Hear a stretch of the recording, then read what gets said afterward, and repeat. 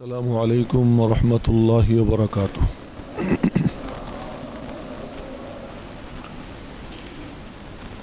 الحمد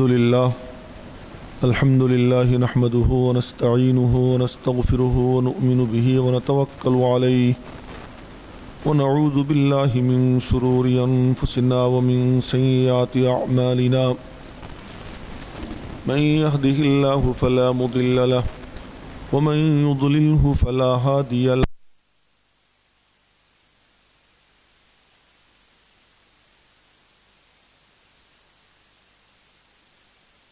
وسندنا ونبينا وحبيب ربنا وطبيب قلوبنا ومولانا محمدا عبده ورسوله صلى الله تعالى عليه وعلى آله وصحبه وبارك وسلم تسليما كثيرا أما بعد فأعوذ بالله من الشيطان الرجيم بسم الله الرحمن الرحيم الحمد لله رب العالمين الرحمن الرحيم مالك يوم الدين إياك نعبد وإياك نستعين اهدنا الصراط المستقيم صراط الذين أنعمت عليهم غير المغضوب عليهم ولا الضالين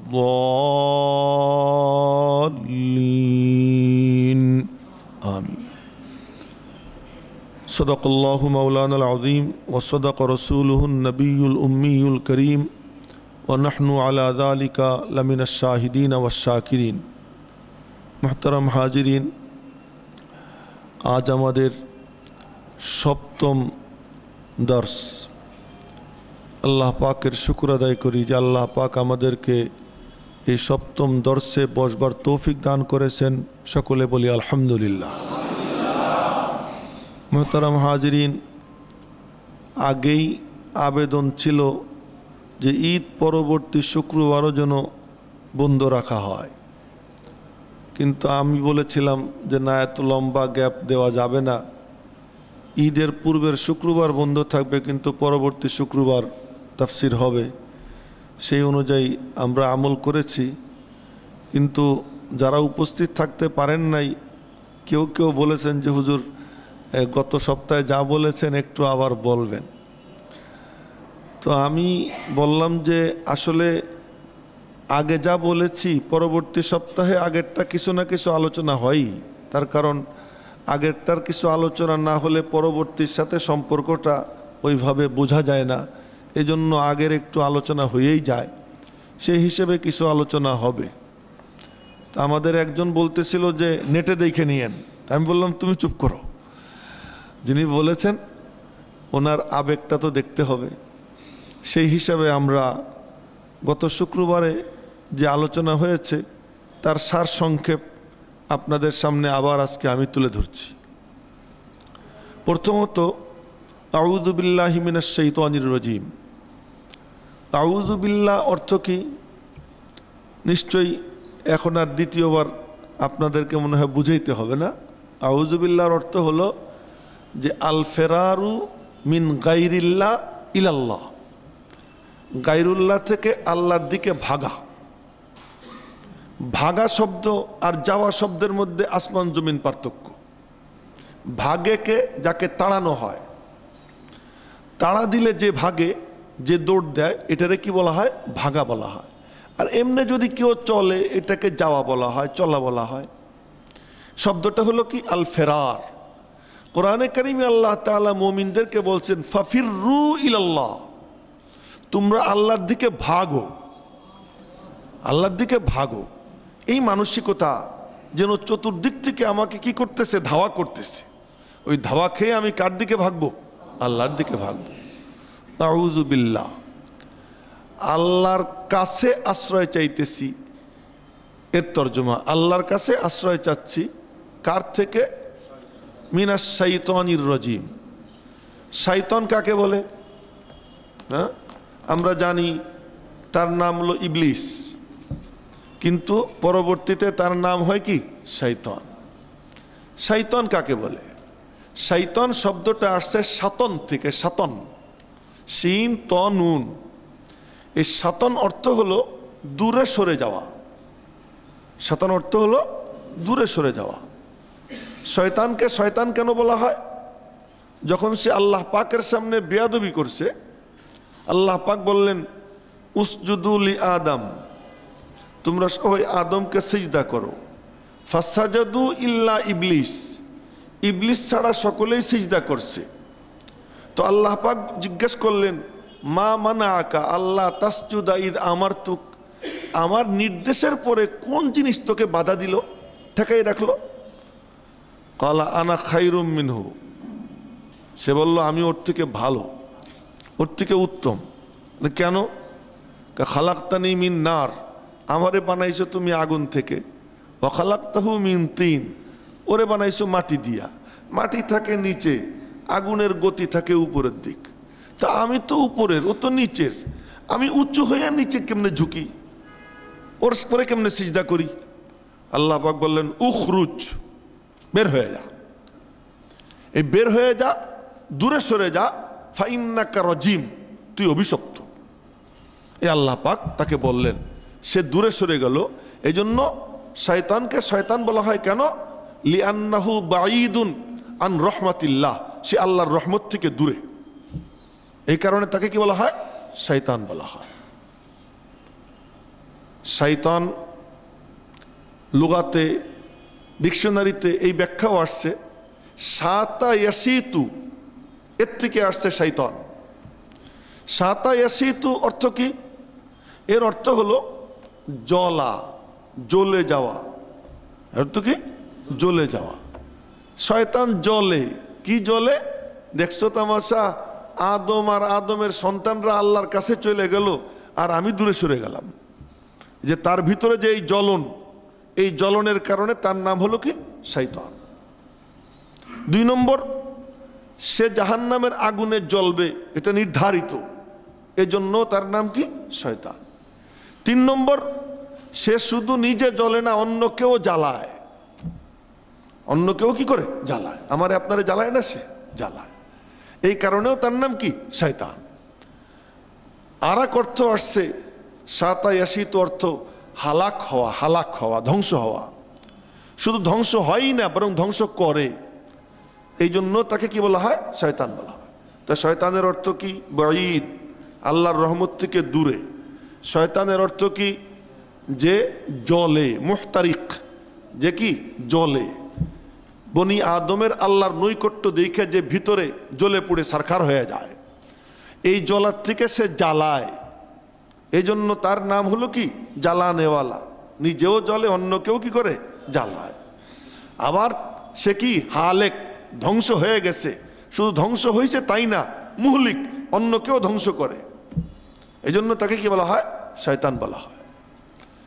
তো আউযু বিল্লাহি মিনাশ শাইতানির রাজিম। রাজিম মানে কি? রাজিম মানে অভিশপ্ত। একটা মূল নীতি মনে রাখবেন, কুল্লু রাজিমিন ফিল কুরআন ফাহুয়া মালউনুন। কোরআনে কারীমে যত রাজিম আসছে, রজম আসছে, রজম, র জিম মিম, এই 3 অক্ষর দিয়ে যেই ধাতু, এই ধাতুর থেকে যা আসছে, এর অর্থ হলো কি? অভিশপ্ত। তো কুল্লু রজমিন ফিল কুরআন ফাহুয়া মালউন, কোরআনে কারীমে যত রজম আসছে, এই রজমের অর্থ হলো অভিশপ্ত। হ্যাঁ, 1-2 জায়গা বাদ আছে, যেমন লা আরজুমান্নাকা, এই লা আরজুমান্নাকার অর্থ লা আকতুলান্নাকা, আমি তোমাকে হত্যা করব। লানার জুমান্নাকুম, এই লানার জুমান্নাকুম মানে পাথর দিয়ে মাইরা হত্যা করব। এরকম 2-1 জায়গা ছাড়া বাকি যত জায়গা রজমুন থেকে আসছে, তার অর্থ হলো কি? অভিশপ্ত। মনে থাকবে কথাটা? তো মিনাশ শাইতানির রাজিম, অভিশপ্ত শয়তান হতে আমি আল্লাহর আশ্রয় প্রার্থনা করছি। কেন? লিআন্নাহু কাতিউন আনিল্লাহ, যেহেতু সে আল্লাহর থেকে আমাদেরকে কেটে দেয়, তার থেকে আল্লাহর আশ্রয় কেন চাইতেছি? লিআন্নাহু কাতিউন আনিল্লাহ, যেহেতু আল্লাহর থেকে সে আমাদেরকে কি করে? কেটে দেয়। এখন প্রশ্ন হলো, আল্লাহর থেকে যে কাটে, এই কাটাটা কি কেবলমাত্র ইবলিসই কাটে না অন্য কিছুও কাটে? কথাটা কি বুঝাইতে পারছি? যে আল্লাহর থেকে যে দূরে সরায়, এই দূরে সরানোর কামটা কি কেবল ইবলিস করে নাকি অন্য কিছুও করে? সুতরাং এই কথা ভালো করে বুঝবো আমরা যে শয়তান কোনো ব্যক্তির নাম না, শয়তান একটা দর্শনের নাম। শয়তান শুধু এক ব্যক্তির নাম না, শয়তান একটা দর্শনের নাম। সেই দর্শনটা কি? কুল্লু মা ইউবঈদুল ইনসানা আনিল্লাহ ফাহুয়া শয়তান। যা কিছু ইনসানকে আল্লাহর থেকে দূরে সরায় ওটাকেই শয়তান বলা হয়। এখন সেটা যদি টেলিভিশন হয়, টেলিভিশনটা শয়তান। সেটা যদি রেডিও হয়, ওইটা শয়তান। সেটা যদি ফেসবুক হয়, ওইটা শয়তান। সেটা যদি যে কোনো কিছু যেটা আল্লাহর থেকে বান্দারে কি করায়, দূরে সরায়, এটারে কি বলা হয়? শয়তান বলা হয়। তা শয়তান হলো একটা তাহরিক, একটা আন্দোলন, যে আন্দোলনের উদ্দেশ্য হলো বান্দাদেরকে, বান্দীদেরকে আল্লাহর থেকে কি করা, ছিন্ন করা। সুতরাং যা কিছু আল্লাহর থেকে ছিন্ন করে সেইটাই কি শয়তান। ওই শয়তান তে একটা তো হলো আসল শয়তান, বাকি জিনিসগুলোর মধ্যে শয়তানের হাত আছে। এখন আমরা জানার চেষ্টা করব যে আল্লাহর থেকে মানুষকে ছিন্ন করে দূরে সরায় কি কি জিনিস। তো আল্লাহর থেকে মানুষকে, বান্দাকে দূরে সরায় চারটা জিনিস। কয়টা জিনিস? চারটা জিনিস। মনে রাখবো তো ইনশাআল্লাহ? আল্লাহর থেকে বান্দা বান্দিকে দূরে সরায় চারটা জিনিস। এক নম্বর হলো শয়তান, দুই নম্বর হলো নফস, নফসে আম্মারা, দুই নম্বর হলো কি নফসে আম্মারা, তিন নম্বর হলো হুব্বুদ দুনিয়া, দুনিয়ার ভালোবাসা, তিন নম্বর হলো দুনিয়ার ভালোবাসা। চার নম্বর বান্দাবান্দিকে আল্লাহর থেকে দূরে সরা, সেটা কি? আল ইখতিলাতু মাল আনাম, মানুষের সাথে মিলামিশা, আড্ডা, এখানে আড্ডা, ওখানে আড্ডা, বন্ধুদের সঙ্গে আড্ডা, এই আড্ডা, এই চারটে জিনিস বান্দাবান্দিকে আল্লাহর থেকে কি করে, দূরে সরায়। তো এই চারটার চিকিৎসা কি? শয়তান আল্লাহর থেকে দূরে সরায়, এই শয়তান থেকে বাঁচার উপায় কি? কোরআনে কারিমে আল্লাহ তাআলা তার চিকিৎসা দিয়ে দিয়েছেন। কি চিকিৎসা? উযকুরুল্লাহ যিকরান কাসীরা। শয়তান থেকে বাঁচার উপায় আল্লাহর জিকির, অধিক পরিমাণে আল্লাহর জিকির। যে যত আল্লাহর জিকির করবে আল্লাহ পাক শয়তান থেকে তার তত হেফাজত করবেন। না, কাসরাতু যিকরিল্লাহ। শয়তান থেকে বাঁচার উপায় যে আল্লাহ পাকের জিকির অধিক পরিমাণে করা। খুব সংক্ষেপে বলতেছি, মনে রাখার চেষ্টা করবেন। দুই নম্বর হলো নফসে আম্মারা। নফসে আম্মারা কি? এখন তো বলতে হয় আত্মসমালোচনা, তারপরেও না করে পারতেছি না। এই যে গদিতে বসছি, বড় মজা লাগে বসতে। এখানে বসবো, গদি ছাড়া বসতে কষ্ট লাগবে। ওই আরাম চাওয়াটা এটা নফসের চাহিদা। এসি রুমে থাকতে চাওয়া এটা নফসের চাহিদা। ওরকম ভাবে যত ভালো ভালো পোশাক পরতে মনে চাওয়া, প্রয়োজনের অতিরিক্ত এই পোশাক সেই পোশাক, এগুলো কি সব নফস। এই নফসে যা যা চায় তার পিছনে যে দৌড়ায়, এই মানসিকতা যার এসে যায়, এই নফসে আম্মারা তাকে আল্লাহর থেকে দূরে সরাই দেয়।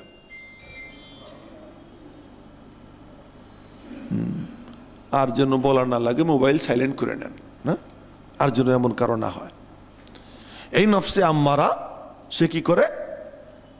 যে নফসের পিছনে ছোটে সে আল্লাহর থেকে দূরে সরে যায়। তো নফসে আম্মারার চিকিৎসা কি? না বলবো? নফসে আম্মারার চিকিৎসা কি? নফসে আম্মারার চিকিৎসা হলো তরকুত তাআয়ুশ, আরাম প্রিয়তাকে ছেড়ে দেওয়া, আরাম প্রিয়তা ছেড়ে দেওয়া। এক আজীব ঘটনা আপনাদেরকে শুনাইতেছি। ইমাম মুহাম্মদ ইবনুল হাসান আশ-শাইবানি, যিনি ইমামে আজম আবু হানিফার ছাত্র, ইমাম মুহাম্মদ ইবনে হাসান শাইবানি রহমতুল্লাহ আলাই, ইমামে আজম আবু হানিফার ছাত্র, খুব ছোট ছিলেন। যখন ইমাম সাহেবের দরবারে উনি গেছেন, ইমামে আজম আবু হানিফা বললেন, তুমি পিছনে বসো। দূরে সরাই দিয়েছেন, যে বড় বড় ছেলেরা সামনে বসুক, ছোট্ট পিচ্চি ও পিছনে বসবে, পিছনে বসাইছেন। এই ছেলে ইনি পরবর্তীতে ইমাম শাফির উস্তাদ, ইমাম মুহাম্মদ ইবনে হাসান আশ-শাইবানি ইমাম শাফির উস্তাদ। ইমাম শাফির বাড়িতে উস্তাদ বেড়াইতে গেছেন, ছাত্র উস্তাদের সব খেদমত করছে, রাত্রে খাওয়াইয়া টাওয়াইয়া আরাম করার জন্য রুম দিছে, এবং অজুর পানি ভইরা, অজুর পানির লুটা ওনার চৌকির নিচে রেখে দিছে। তো দূর থেকে লক্ষ্য রাখতেছে উস্তাদজি ঘুমাইতেছেন কিনা, কখন শুইতেছেন, কিন্তু একটু পর পর গিয়ে দেখেন কিতাব দেখতেছেন। 1 ঘন্টা 2 ঘন্টা 3 ঘন্টা তাহাজ্জুদের টাইম হয়ে গেছে, তখনও গিয়ে দেখেন উনি কিতাব দেখতেছেন। তো গিয়ে বলতেছেন, উস্তাদজি আলা তাস্তারিহু, আপনি কি একটু রেস্ট নেবেন না? আলা তাস্তারিহু, আপনি কি একটু রেস্ট নেবেন না? তো উনি উত্তর দিলেন, কি উত্তর শোনেন, কাইফা আনামু ওয়াকাদ নামাত উয়ুনুল মুসলিমিন তাওয়াক্কুলান আলাইনা, আমি কেমনে ঘুমাই, সমস্ত মুসলমানদের চোখগুলো ঘুমাই গেছে আমার উপর ভরসা কইরা,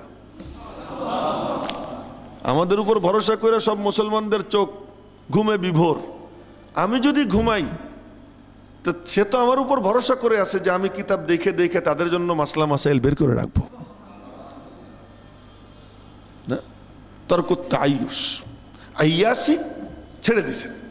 আল্লাহ পাক তারে এমন চমকাইছেন যে কিয়ামত পর্যন্ত তার নাম স্বর্ণাক্ষরে করে লেখা থাকবে না। তো এই নফসে আম্মারার চিকিৎসা কি? তর্কুত তাইয়ুস, এই বাক্যটা পারলে মনে রাখবো। তর্কুত তাইয়ুস, আরাম প্রিয়তা পরিহার করা। হযরত শাইখুল ইসলাম হুসাইন আহমদ মাদানী রহমতুল্লাহ আলাইহি, যিনি মানে ব্রিটিশ বিরোধী আন্দোলনের অগ্রসেনানী ছিলেন, যারা ইতিহাসের ছাত্র তারা জানবেন, মাল্টায় বন্দি জীবন যাপন করছেন। বর্তমান যুগের গুয়ান্তানামো বে, এটা যেমন কারাগার, ঠিক মাল্টা ওই রকম কারাগার ছিল। এখানে যে একবার যেত সে আর ফিরে আসতো না।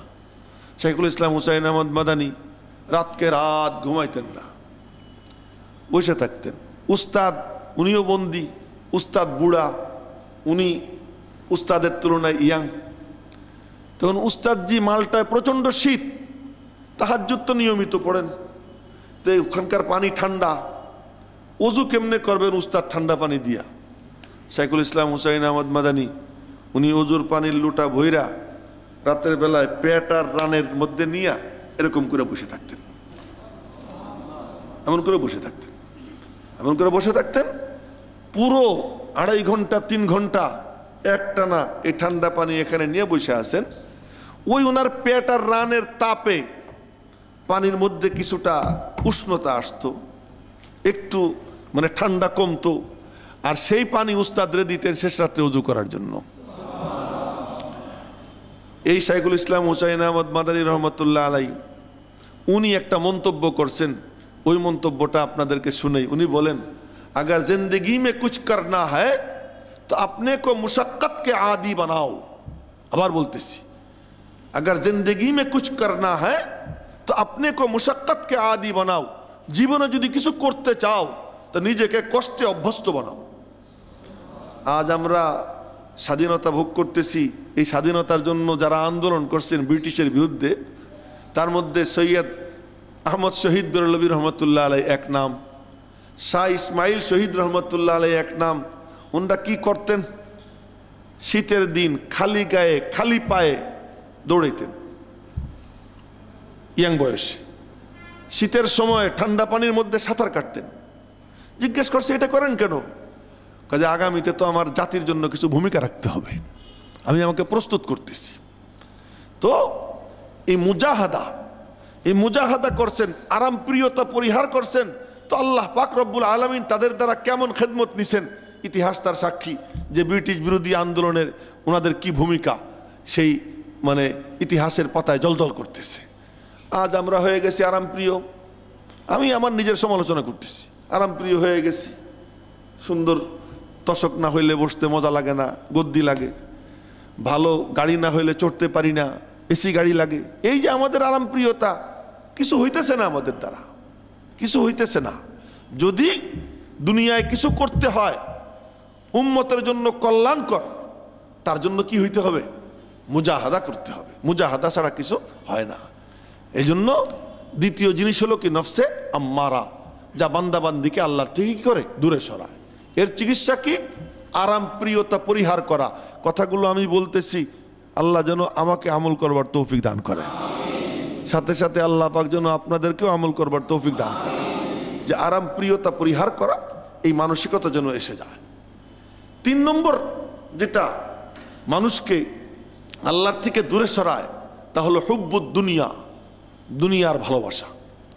দেখেন, একটা হলো দুনিয়ার প্রয়োজনীয়তা, না? আমার নবীজি বলেছেন, কাসবুল হালাল ফরিজাতুন বাদাল ফরিজা।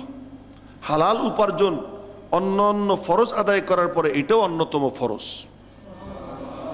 হালাল কামাই করা, হালাল উপার্জন করা।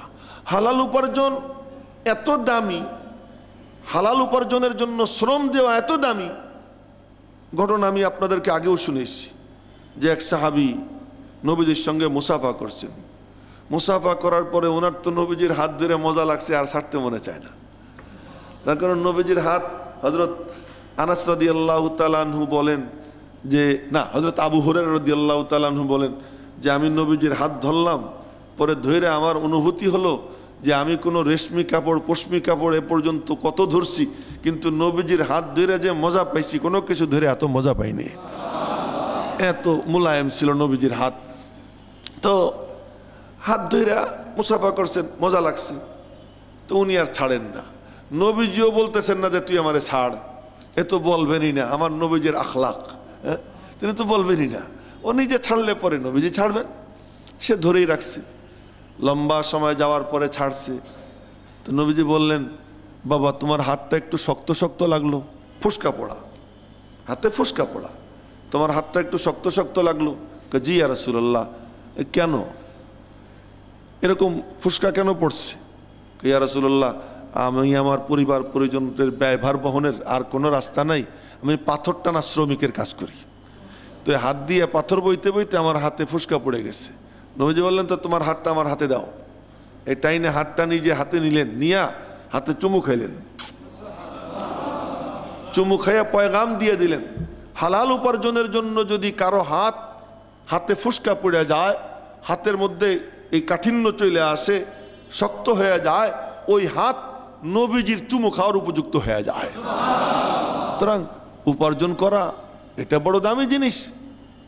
বুজুর্গানে দিন এর মধ্যে বড় এক বুজুর্গ সুফিয়ান সাউরি রহমতুল্লাহ আলাই। সুফিয়ান সাউরি ইমামে আজম আবু হানিফার থেকেও সিনিয়র। সুফিয়ান সাউরি রহমতুল্লাহ আলাই তিনি বলেন, এ মিয়ারা, তোমাদের কারো কাছে যদি কিছু টাকা পয়সা থাকে সংরক্ষণ করে রেখো। আলেমদেরকে বলতেছেন, ছাত্রদেরকে বলতেছেন যে তোমাদের কারো কাছে যদি কিছু টাকা পয়সা থাকে, এটারে কি করো? সংরক্ষণ করে রেখো। কেননা এইটা এমন জামানা, যদি টাকা পয়সা তোমার কাছে না থাকে, তাহলে কিন্তু এই যে বাদশারা, এই মন্ত্রীরা, এমপিরা তোমাদেরকে টিস্যু পেপার বানাবে। টিস্যু পেপার দিয়ে যেমন নাক ঝাড়ে, তোমাকে ওইরকম ইস্তেমাল করবে। সুতরাং এই টাকা পয়সা যার কাছে আছে সংরক্ষণ করে রেখো। আজ আমরা দেখতেছি ওনার কথা কত বাস্তব, যে টাকা পয়সা সামান্য কিছু দিয়েই বড় বড় রথি মহারথীরে কিনে ফেলায়।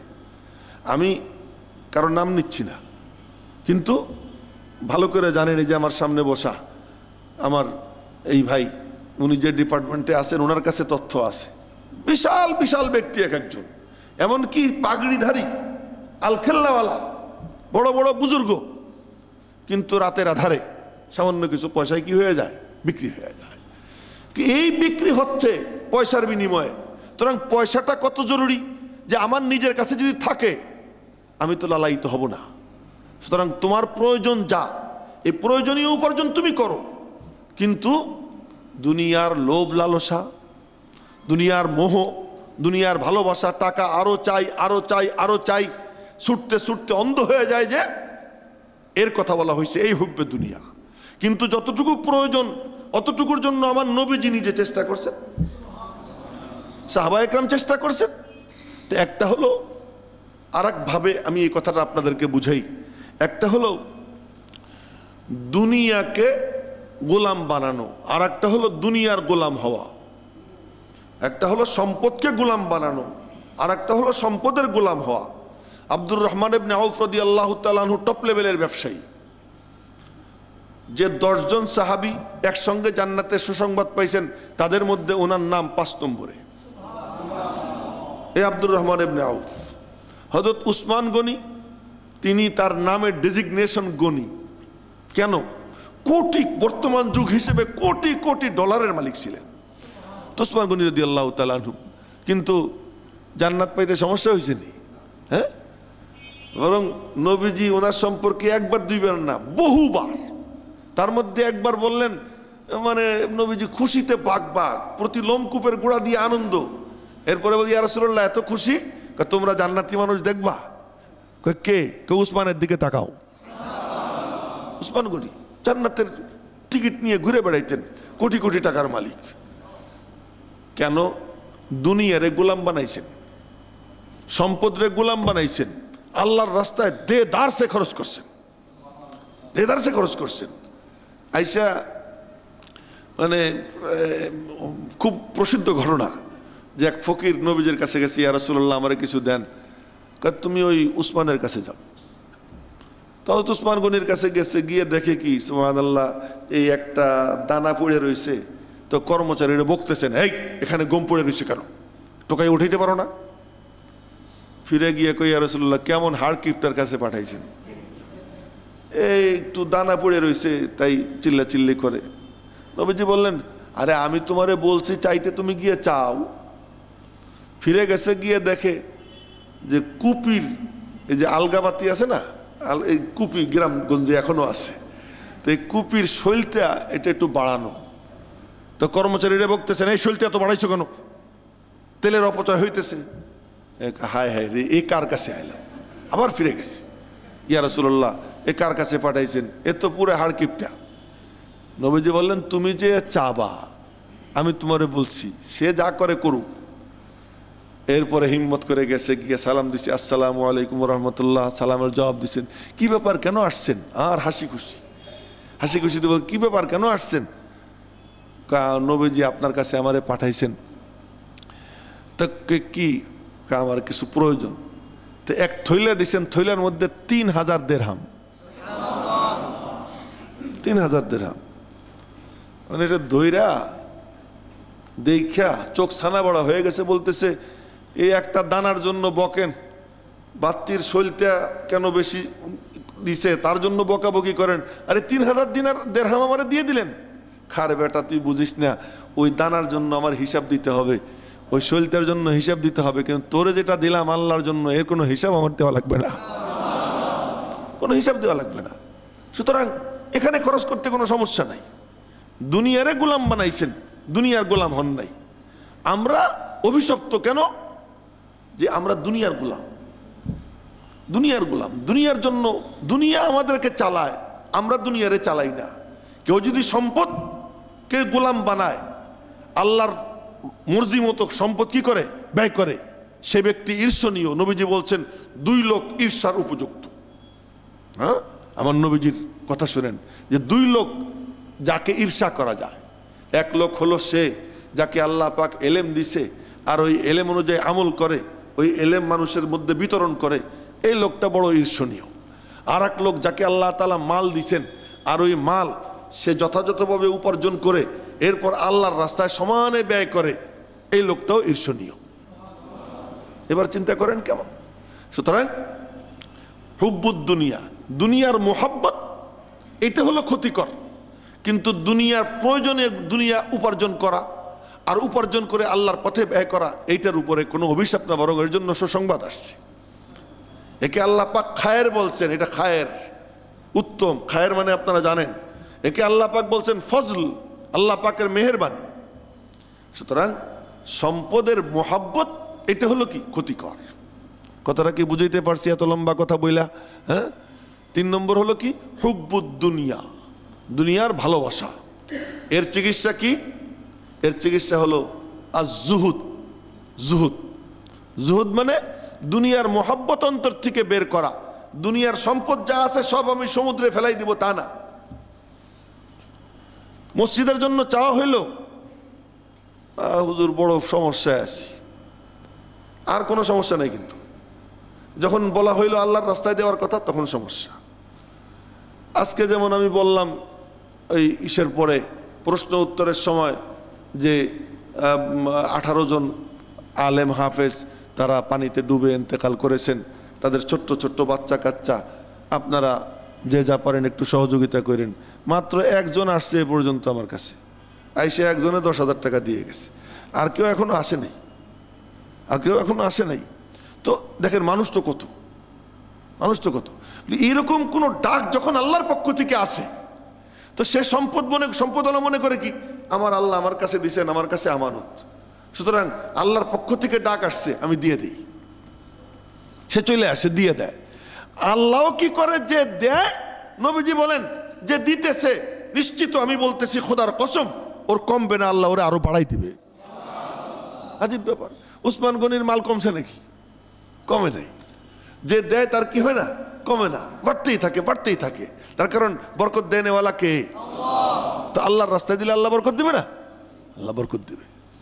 তো এজন্য এটা হলো কি দুনিয়ার মোহাব্বতের চিকিৎসা হলো জুহুদ। জুহুদ কাকে বলে? ফাটা কাপড় পরা। জুহুদ কাকে বলে? এক মজার গল্প শুনেই। এক লোক বলতেছে কি যে সারা দুনিয়ারে শয়তান ধোঁকা দেয়, আর একজনের নাম নিয়ে কয় কি যে ও এমন যে ও শয়তানরেও ধোঁকা দেয়। কেমনে? কোটি কোটি টাকার মালিক কিন্তু প্লাস্টিকের স্যান্ডেল পরে, পুরান কাপড় পরে, ফাটা কাপড় পরে। অথচ আল্লাহ পাক যদি কাউকে সম্পদ দেন তো নবীজি বলেন ইন্নাল্লাহা ইউহিব্বু আইয়ারা আসরা নি'মাতিহি আলাইহি। আল্লাহ পাক যদি কাউকে সম্পদ দেন তো আল্লাহ তাআলা পছন্দ করেন যে আমি ওরে সম্পদ দিছি, ওর পোশাকটা ভালো হোক, ওর থাকার জায়গাটা ভালো হোক, ওর খাবারটা ভালো হোক। আল্লাহ পাক ওই নিয়ামতের আসর দেখতে কি করেন? পছন্দ করেন। আমি তোরে দিছি তা তুই কেন না খেয়ে থাকবি? আমি তোরে দিছি তুই কেন কাপড় ময়লা কাপড় পরবি? আমি তোরে নিয়ামত দিছি তুই কেন প্লাস্টিকের স্যান্ডেল পরবি? সুবহানাল্লাহ, সুবহান। দেখেন তো আল্লাহ তাআলা নিয়ামত দিয়েছেন, নিয়ামতের আসর দেখতে আল্লাহ কি করেন? পছন্দ করেন।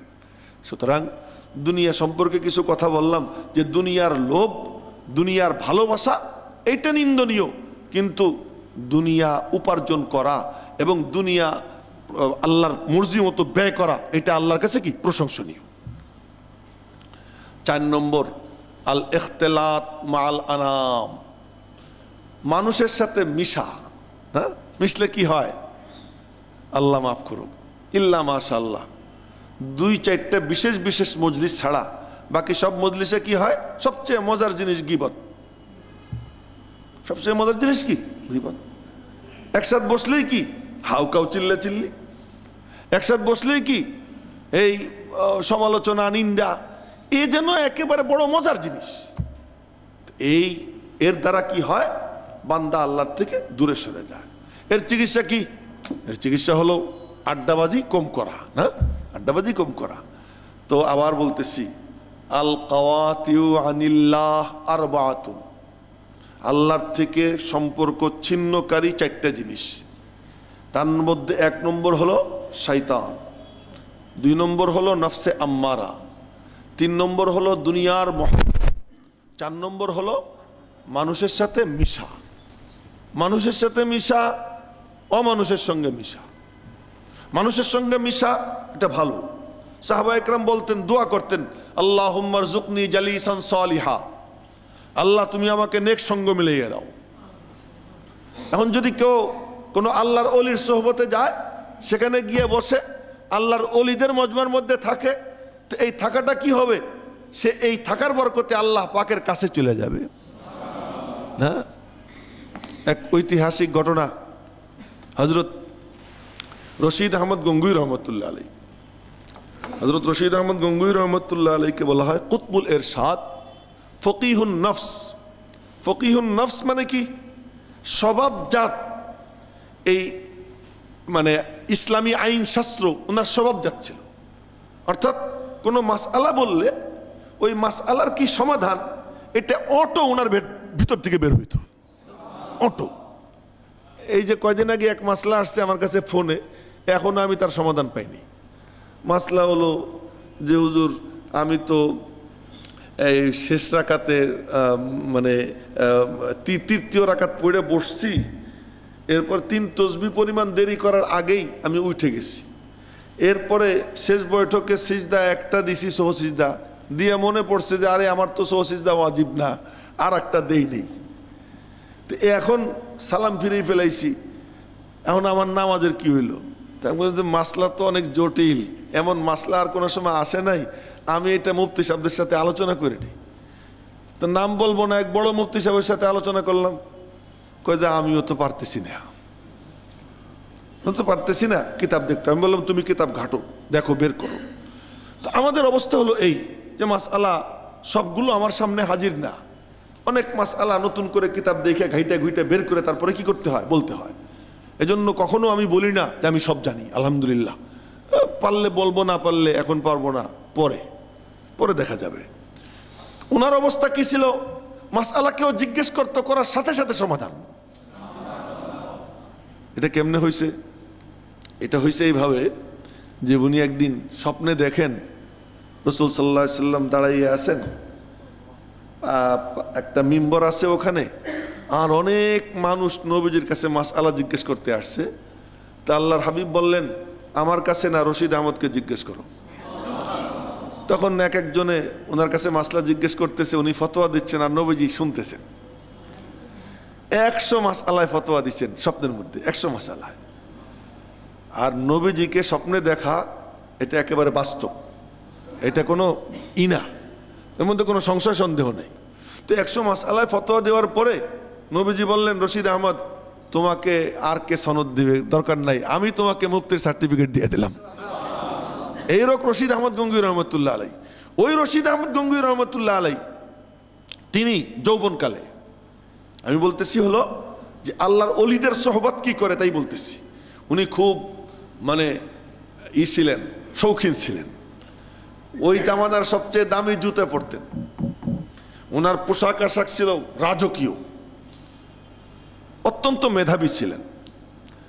তো উনি চলছেন একখানে বাহাস করতে, বাহাস আপনারা জানেন না, ওই যে মাসলা নিয়ে যে তর্ক যুদ্ধ হয়, বাহাস করতে রওনা হয়েছেন। তো রওনা হওয়ার পথে একটা খানকা ইমদাদিয়া, হাজি ইমদাদুল্লাহ মুহাজিরে মক্কির খানকা। তো ওখানে উনি মনে করলেন যে একটু সালাম দিয়ে যাই, গিয়ে সালাম দিয়ে মুসাফা করছেন। তো মুসাফা করার পরে हाजी इमदादुल्लाह मुहाजिर मक्की बोलते सन खामाखा बहस करने से क्या फ़ायदा, तुमने जो फतवा दिया है वही सही है, फुला किताब के फुला सफ़ा में फुला हाशिया में है, तुम्हें जो फतवा दिसो एटाई सठिक, अमुक किताबेर अमुक टिकेट থেকে তুমি ফতোয়া দিছো এটা সঠিক, খামাখা বাহাস করার কি দরকার। এ মনে মনে কয় আল্লাহ, আমি যাব বাহাস করতে, তা বা উনি কেমনে জানলেন, আর আমি যে ফতোয়া দিছি অমুক জায়গা থেকে অমুক টিকেট থেকে, এ বা উনি কেমনে জানলেন, এ তো সাংঘাতিক লোক। তা কয় যে হুজুর আমি আপনার এখানে কয়দিন থাকতে চাই। থাকো, এখন আর বাহাসে যাবে না, থেকে গেল। থাকো, তো থাকবো, কিন্তু হুজুর এই শেষ রাত্রে ওইটা জিকির আজকার করা, তাহাজ্জুদ পড়া আমার পক্ষে সম্ভব না। আচ্ছা ঠিক আছে, তোমার তাহাজ্জুদ পড়া লাগবে না, জিকির করা লাগবে না, তুমি এখানে থাকো। তো থাকছে যাদের সোহবতে, পুরা খানকা ভরা, এদের কাম কি, এরা তো শেষ রাত্রে সবাই ওঠে, উঠে ওযু করে তাহাজ্জুদের নামাজ পড়ে আর শুরু করে দেয় লা ইলাহা ইল্লাল্লাহ, লা ইলাহা ইল্লাল্লাহ, লা ইলাহা ইল্লাল্লাহ। এই জিকির শুরু হয়ে গেছে। উনি শুয়ে রয়েছেন, এখন দেখে আর শুয়ে থাকা যায় না, শোয়ার থেকে উঠছেন, ওইটা ওযু কইরা তাহাজ্জুদের নামাজ পড়া জিকির শুরু করছেন। এখন হাজি ইমদাদুল্লাহ মুহাজিরে মক্কি খানকায় বসে বসে সবার জিকির আবার শোনেন, কে কোন কায়দায় জিকির করে। তো ওনার জিকিরও মনোযোগ দিয়ে শুনছেন। পরে যখন দেখা হয়েছে বলতেছেন, বড় তাজরেবা কার মালুম হতা হয়, মনে হয় যেন পূর্বের থেকে অনেক জিকিরের তোমার অভিজ্ঞতা আছে। বলতেছে যে জিকির দেখা যায় অভিজ্ঞ জিকির করে নেওয়ালা তুমি। তা বললেন যে তুমি উঠলা কেন, তাহাজ্জুদের জন্য তো আমি তোমার উঠতে বলিনি, কয় এদের সাথে থাইকা না উঠতে পারা যায় না। এই যে মজলিস, এই যাদের সাথে আসি, আল্লাযীনা ইযা যুকিরাল্লাহ, কে এরা তো আউলিয়াউল্লাহ, এদের সোহবতে থাইকা জিকির করা ছাড়া তো কোনো উপায় থাকে না। তো আল ইখতিলাত মাআল আনাম, আউফাউ মানুষের সঙ্গে আড্ডা দেওয়া নিষেধ, কিন্তু যাও তাবলীগ জামাতে আড্ডা দাও, কে নিষেধ করছে? কোন আহলুল্লাহ আল্লাহওয়ালার সোহবতে যারা সেখানে গেছে আত্মশুদ্ধির জন্য, তাদের মজলিসে যাও। এই যে আমরা এখানে আড্ডা দিচ্ছি, দাও আড্ডা। এখানে কি হইতেছে? আল্লাহ পাকের কালামের আলোচনা হইতেছে, এখানে আড্ডা দাও। এইরকম যে সব মজলিস, এই সব মজলিসে যাও, কিন্তু এমনে আউফাও মানুষের সঙ্গে কি করো না, আড্ডা দিও না। এই চার জিনিস যা মানুষকে আল্লাহর থেকে দূরে সরায়, এবং এর চিকিৎসা কি? শয়তান, তার চিকিৎসা হলো জিক্রুল্লাহ। নফস, তার চিকিৎসা হলো আরাম প্রিয়তা পরিহার করা। দুনিয়ার মহাব্বত, তার চিকিৎসা হলো দুনিয়ার মহাব্বত অন্তর থেকে বের করা, দুনিয়া ছেড়ে দেওয়া না। হ্যাঁ, আবার বলতেছি, দুনিয়া ত্যাগ করা না। তার কারণ লা রুহবানিয়াতা ফিল ইসলাম, ইসলামে কোনো বৈরাগ্য নাই।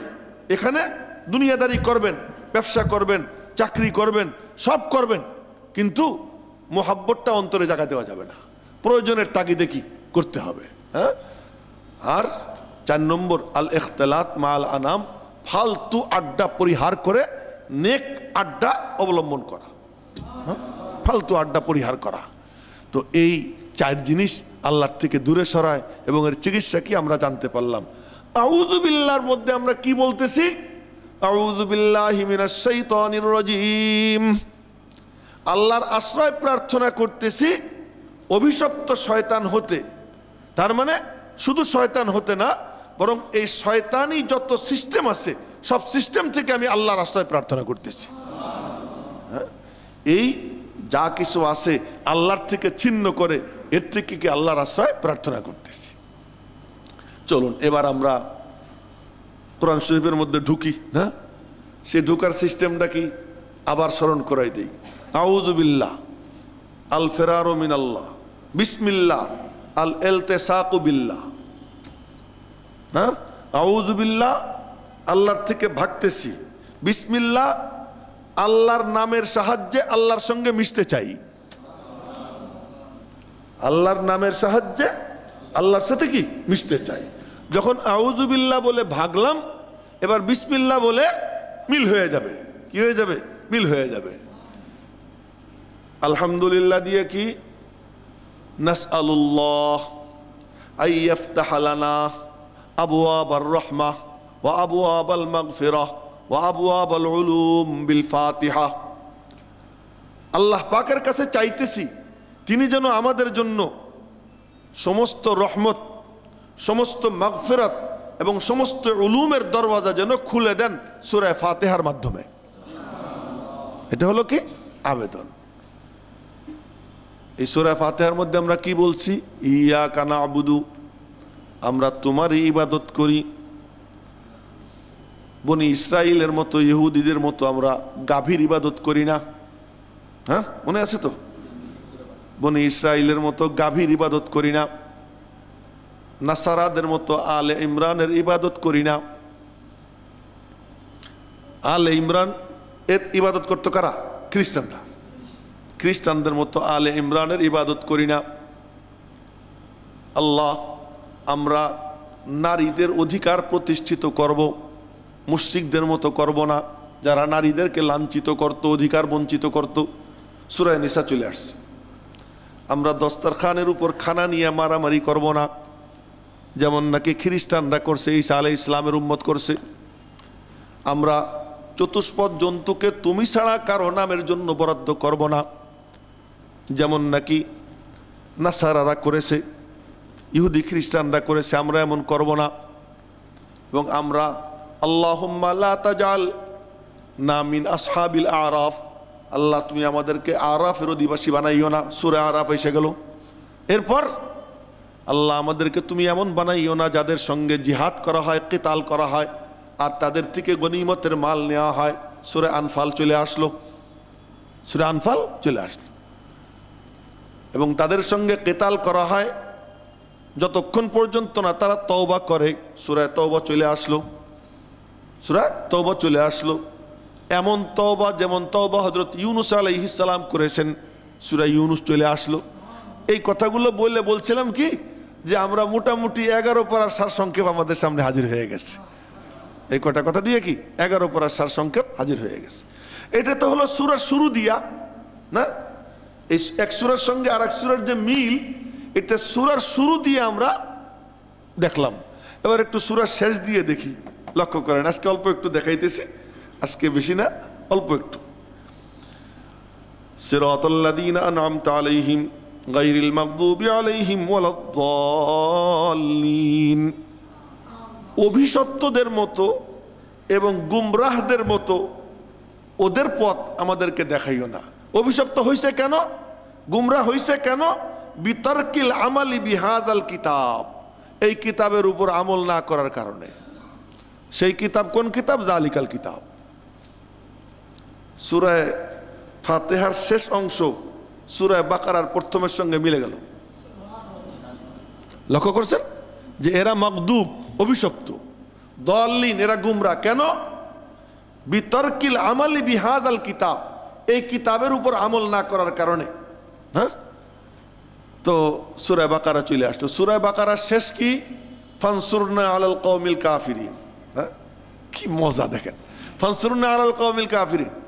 আল্লাহ তুমি আমাদেরকে সাহায্য করো কাফেরদের মোকাবেলায়, বি আসমাইকাল হুসনা, তোমার আসমায়ে হুসনা সাহায্যে, তোমার আসমায়ে হুসনার বরকতে, এর সাহায্যে তুমি আমাদেরকে কি করো? কাফেরদের মোকাবেলায় সাহায্য করো।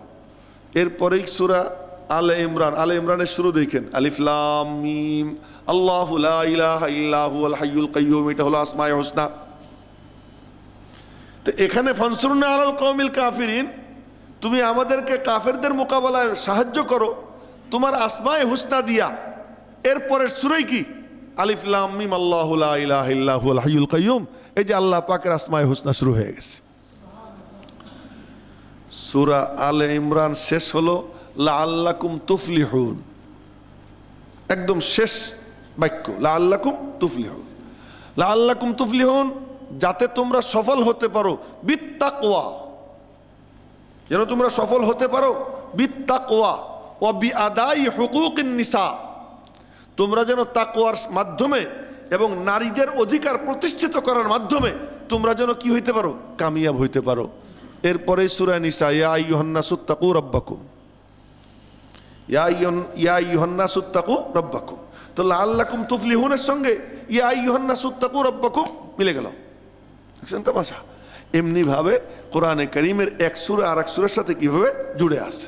ইনশাআল্লাহ এই ব্যাখ্যা আগামী শুক্রবারের জন্য থাকলো, যে এক সূরার শেষ থেকে আর এক সূরার শুরুর সাথে কি সম্পর্ক, এই সম্পর্কটা ইনশাআল্লাহ আগামী শুক্রবারে বয়ান করব। আজকে এই পর্যন্তই থাক। আল্লাহ পাক রব্বুল আলামিন যেন আমাদেরকে বুঝবার তৌফিক দান করেন। আর বলছিলাম পরীক্ষা হবে না, এখন পরীক্ষা কবে আয়োজন করা যায়? গত শুক্রবারে যারা ছিলেন না তারা তো বঞ্চিত হয়ে গেছেন, আমি কিন্তু মিষ্টি খাওয়াইছি। হ্যাঁ, যারা ছিলেন না তারা মাহরুম হয়েছেন, আমার কিচ্ছু করার নাই। হ্যাঁ, তো এখন